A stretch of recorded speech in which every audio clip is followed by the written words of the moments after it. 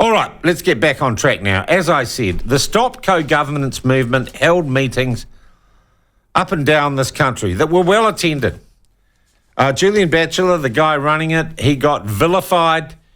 Councils, he got run out of Balclutha by the mayor, or the mayor tried to run him out of Balclutha. There was dirty skullduggery by councils and the Scouts Association, who all sought to deplatform Julian Batchelor, and there were all sorts of woke rumblings against him, particularly, it would seem, from the Disinformation Project and one Sanjay Hatatawa, who went on TVNZ and said some, I think, defamatory things about Julian Batchelor. So we're going to start our chat with Julian today. He joins us now. G'day, Julian. How are you? Kia ora.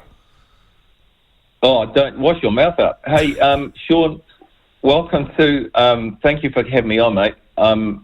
Everything you just said in your intro was perfectly true, and that's what happened. Yeah. So we filed legal proceedings for defamation against TVNZ and Sanjawa Hatatawa.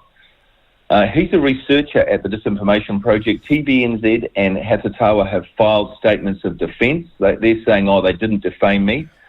So a case management conference is scheduled for December the 5th, where the judge is likely to set a timetable for exchange of evidence. So we're all going to have to sit around, go to court, it takes and a while. Exchange evidence. And it costs some money. Exchange evidence. Yeah, but that's okay. It's all right. The money thing's all sorted. So it's, for me, it's disappointing to have to ask the court to resolve this issue, but I take my reputation seriously and tried without success to resolve the issue with TVNZ and Hatatawa, and they didn't respond. So they never even apologised for calling, basically they called you a racist, didn't they? They called me a racist, and that was blatantly not true, so they're now going to have to prove that. And the other guy that we've taken to court just now is the guy called Bill Tahuia Hamilton, who is a senior Maori leader, who blatantly lied about me and the conferences we're running on the RCR radio program. So we've just started legal proceedings against him as well. Okay. And, he was caught out telling big porkies, call them lies, that's what they are. And so, anyway, he was caught out. And so we've got two of them going now. Yeah. Julian, what about the campaign itself, the Stop Co-Governance campaign? Does a change of government and the likelihood of a referendum on co-governance, does that take the wind out of your sails? Does that mean your job is done and you can move on? Oh, hell no. No. Absolutely the opposite. We are gearing up for a 3-year campaign. I mean, we've only been going since February this year, Sean. Yeah. But we're all gearing up to go full steam ahead and step it all up a level. I'm off to Taupo this weekend to do another conference, and so we have lots of things in the pipeline, strategies for the next 3 years, including putting up billboards. We've got roughly about 100 billboards up around the country. We've just produced 100,000 but Julian, flyers. if we have a government that rejects co-governance, and we're told that the constituent parties do, and maybe even has a referendum on the principles of the Treaty of Waitangi, what exactly are you campaigning against? Well, let me tell you this, that the National Party's told us openly that they're going to keep co-governance going.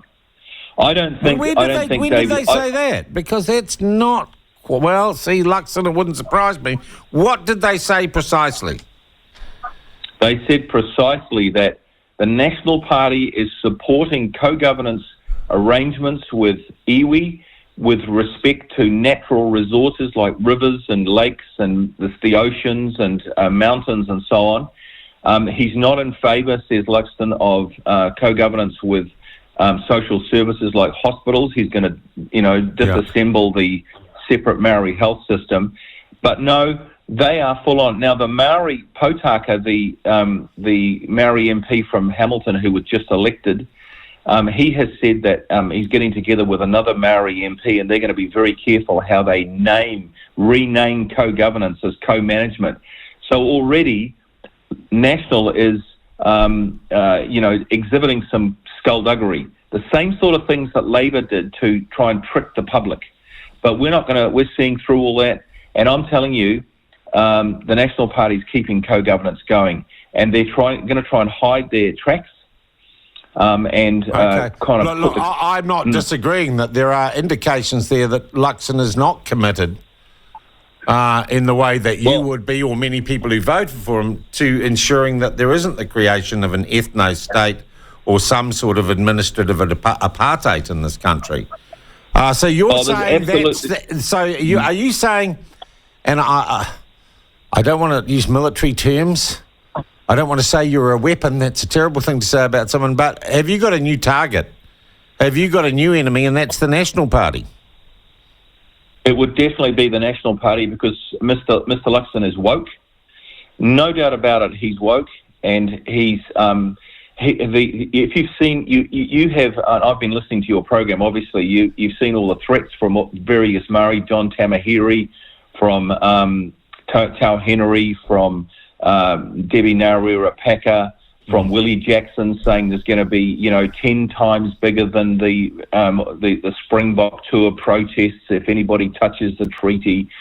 So we're heading for a huge showdown, and obviously John Key caved into Taniara Turia when there was a threat back then, and we've got video footage of John Key saying, no, we'd never scrap the Maori seats because I don't want to heckle from hell, and all this sort of stuff. So the Maori, radical Maori in New Zealand, Maori political leaders, they are trying to scare the pants off Luxon to cave in and not go with David Seymour's